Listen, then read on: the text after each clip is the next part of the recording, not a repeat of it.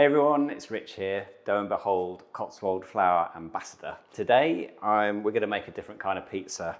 Now I know not everyone has a pizza oven, so today's pizza we're going to make indoors in your home oven using a pizza steel. The pizza steels are made locally by my friend Tim, so check out ScratchMadePizza if you want to have a look at their steels. Anyway, the beauty of this pizza is we can cook it, we're going to try and cook it at around 300 degrees C. And the key to using a pizza steel, if any of you have them, is you preheat your oven for about an hour, as hot as it can go. Most ovens go to about 250, but your oven might go to 300, which is even better. But your pizza steel will reach a temperature of around 300 degrees C, which is perfect for like a lower, slower bake. And you can get some really nice pizzas, and hopefully your crust will still puff up. And today's pizza, we're going to just make a classic margherita. We've got some chorizo on the side, we're going to put some chili honey on there, and we're going to oil the crusts, and we're going to salt the crusts with a chili salt, and it's going to be, I hope. So first of all, because we've got pizza steel, and I can go a little bit larger than normal, I've got a 300 gram dough ball, which is bigger than my normal 270 gram dough balls that I make for my 12-inch pizzas. So this one, we can go to like 13 or 14 inches in size, hopefully. So again, I'm opening out my dough ball as usual, pressing out from the center.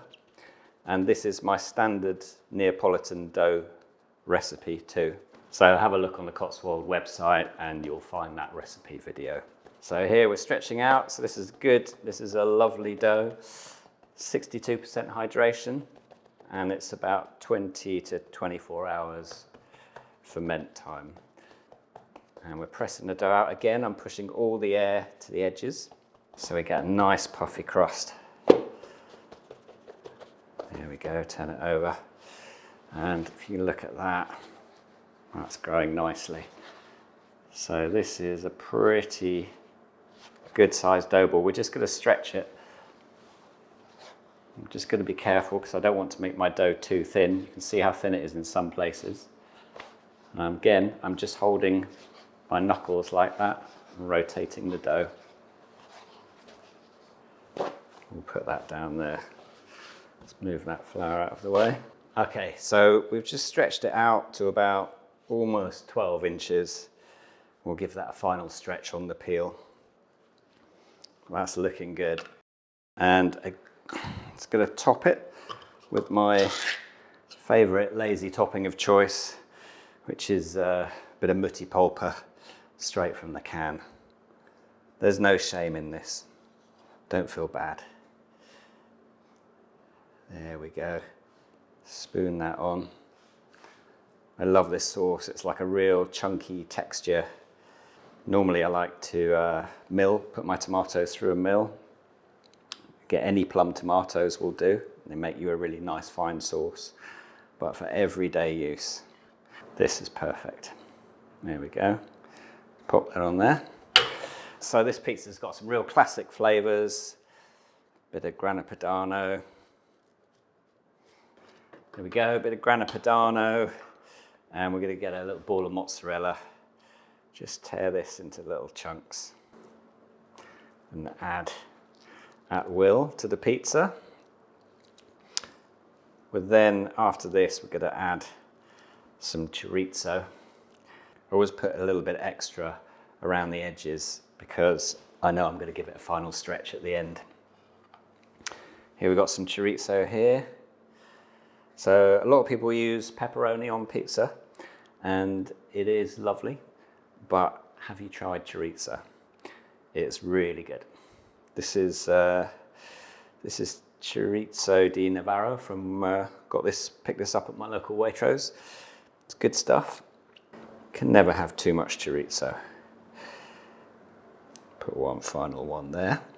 I think we're ready to go in the oven. Now the final stage of this, now this is what makes this pizza different, is we're going to brush the crusts with olive oil. And this way, when you're cooking at a slightly lower and slower temperature in your oven, this will help your crusts. They'll puff up, but they'll turn a really nice golden color and become crispy.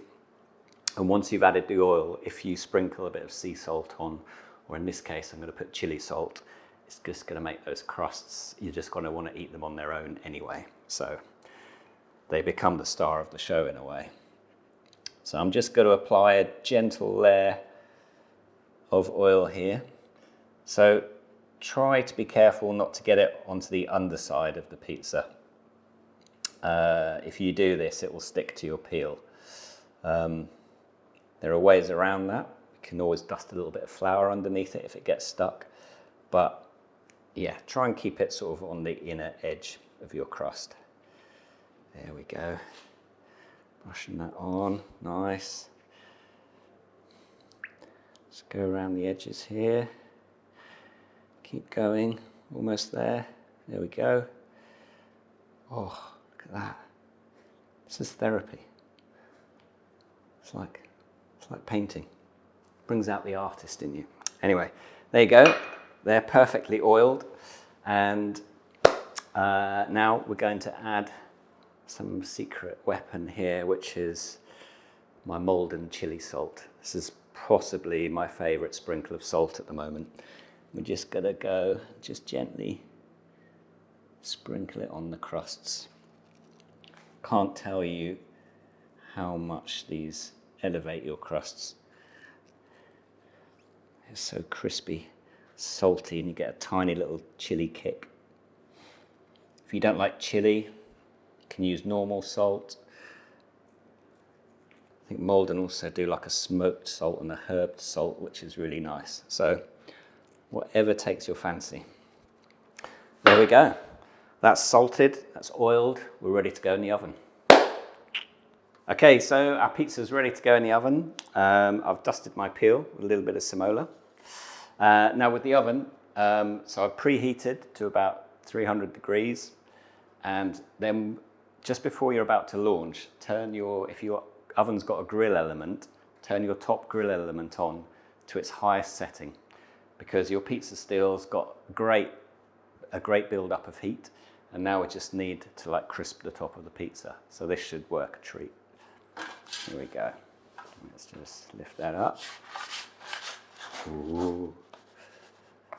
So I'm getting sticky crusts here, but that's cool. So we give that a little shimmy. So I can see there's a little bit sticking here on the sides. So don't panic. I'm just going to take that off the peel, put a load more semola on. And the pizza's misshapen, but it doesn't matter because you can just chuck a load of flour under these crusts. Here. There we go. Let's wax them under here. Obviously, I spent too long chatting and should have got my act together and got this in the oven sooner. But there we go. All right. Now that looks like it's not looking in the best of states. Don't worry, we got this. So get it on the peel. Look, that's shimmying now. We know that's good. Just shake a bit more of the flour off. And now we can give it a final shape. Look at that, we've rescued it. Stretch it out to 14 inches. And give it a little drizzle of olive oil. Okay, we're good to launch.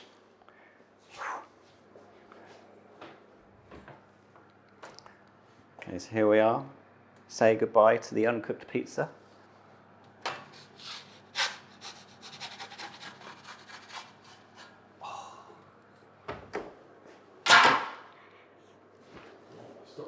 Once you've launched it into the oven, you need to bake it with the grill on high for about 6 to 8 minutes, and that crust will go nice and golden and crispy.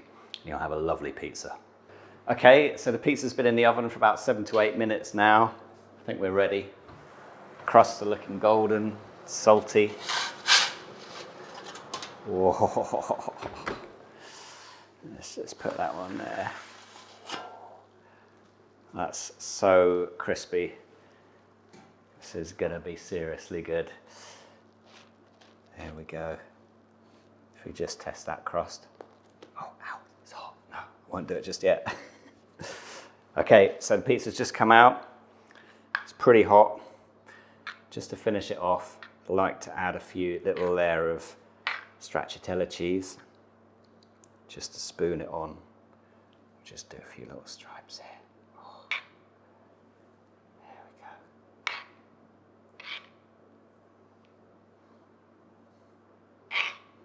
Let's put a little bit here. Just a little bit there. There we go. And I've also chopped a little bit of basil. I think it's quite nice to use finely chopped basil when you drop this on. There we go. Let's just add this here. A bit of basil all over. And now for the final thing, I think we'll give it a drizzle. My favourite chili honey. Wilderby, local guy.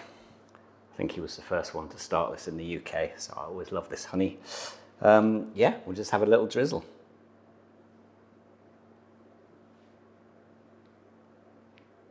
Or maybe a bigger drizzle. Oh.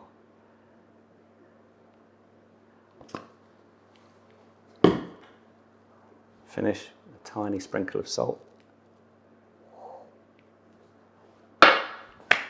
There it is. I'm quite pleased with that. Okay, let's slice it up. Oh, hear that crunch.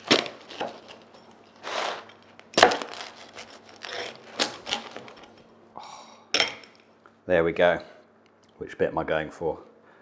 I think I'm going to go for this bit here. Oh. So there you go. You can make pretty good pizza in a home oven. Look at that. The crust is really nice and crispy. Hear that? Oh. It's super salty. Got the chorizo, got the stracciatella, there's chili honey on there. I'm going in for a bite.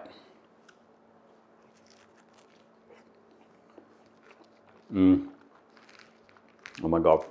Sweet, salty heat. Lovely undercarriage. Good times.